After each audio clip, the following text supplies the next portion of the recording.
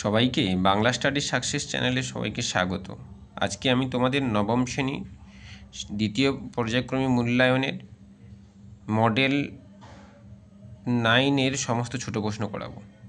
অস্ট্রিয়ার রাজধানী Vienna. মেটারনিখ chancellor ছিলেন, এটা হবে অস্ট্রিয়া।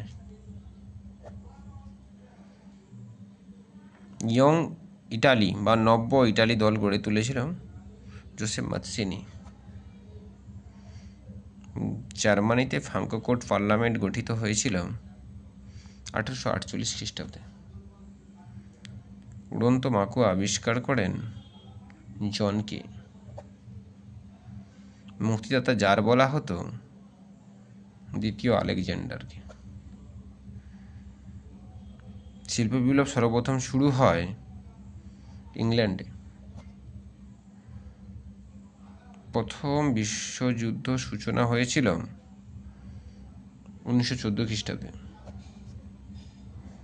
এপ্রিল থিসিস ঘোষণা করেন লেনিন।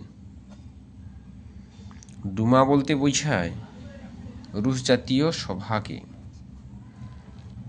14 দফা নীতি উইড্রো উইলসন। পরের কথা এক কথায় অ্যান্সার। 14 দফা নীতি ঘোষণা করে উইড্রো উইলসন হবে।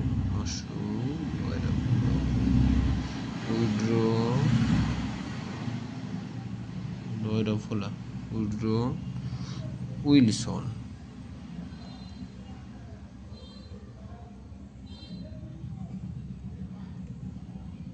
Woodrow Wilson. বাষ্পচালিত ইঞ্জিন কে আবিষ্কার করে? James watt.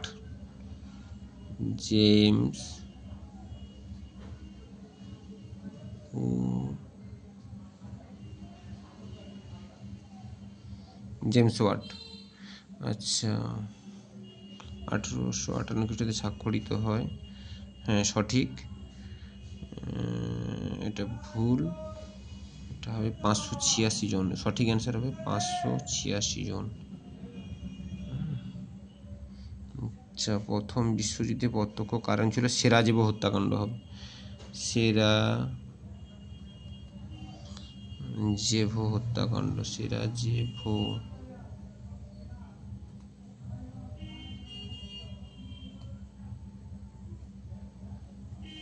রিসিমেন্টো কথার অর্থ হচ্ছে পুনর্জাগরণ।